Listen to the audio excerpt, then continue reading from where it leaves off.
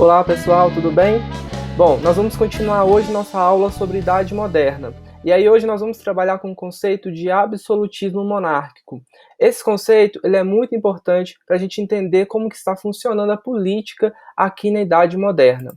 Bom, para a gente começar a entender o que é absolutismo monárquico, vamos pensar aqui no próprio significado de absolutismo. Nós estamos falando aqui da centralização do poder real. O que significa isso? Significa que o rei vai ter o controle sobre a justiça, sobre a elaboração de leis, a administração pública, mas, na prática, como esses impérios vão ser muito grandes, pensa, por exemplo, Portugal, que vai ter territórios na Ásia, na África, na América. Como os territórios são muito grandes do Império, essa centralização do poder ela continua existindo, mas o Estado vai criar uma burocratização, ou seja, ele vai disseminar o poder entre essas várias regiões do Império.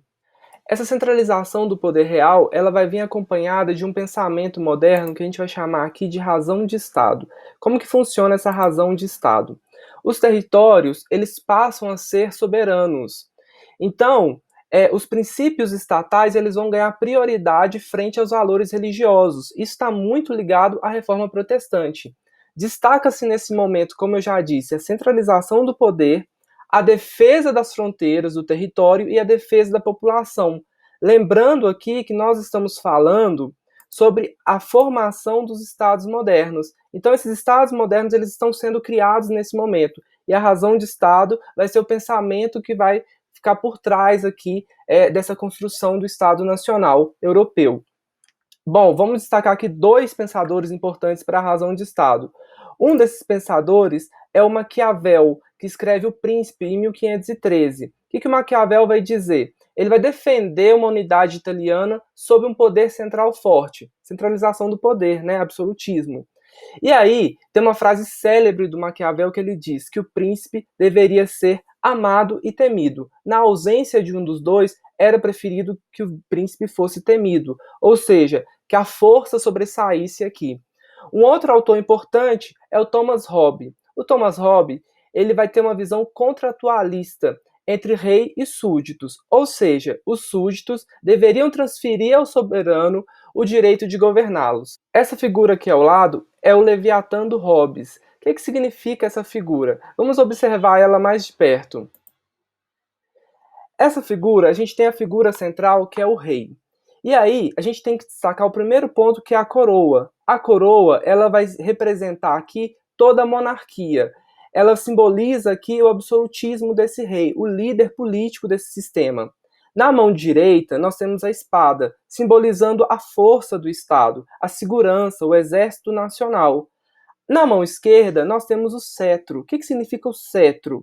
Ele vai significar o acúmulo de poderes desse rei. Então, esse rei tem poder político, econômico, jurídico, isso vai acumular nesse cetro. Podemos observar que no corpo do rei tem várias pessoas. O que são essas pessoas? O corpo do rei são os súditos, né? É uma visão contratualista.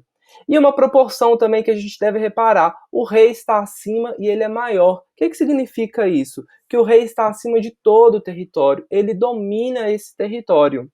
Mas é claro que existem exceções aqui.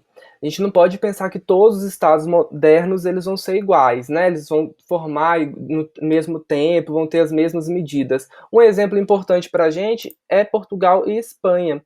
Portugal e Espanha continuam sendo monarquias católicas. E aí a razão de Estado ela vai ser diluída nessas monarquias por dois motivos. Primeiro, a gente tem o índex das obras proibidas, que eu falei com vocês na Contra-Reforma, e o Maquiavel está nesse índex, então não tem como essa razão de Estado chegar, uma vez que os livros são proibidos. E tem um pensamento mais forte, que é um pensamento que vem desde a Idade Média, que é a escolástica. Então, autores como Tomás de Aquino, eles vão criar um pensamento que vão conciliar, né, a fé com o pensamento racional. É claro que a razão de Estado ela vai estar diluída aqui nessas monarquias. Bom, por último, um conceito muito importante que a gente vai falar hoje é o mercantilismo. E esse conceito ele é importante por quê? Porque a gente está falando aqui da transição do feudalismo para o capitalismo.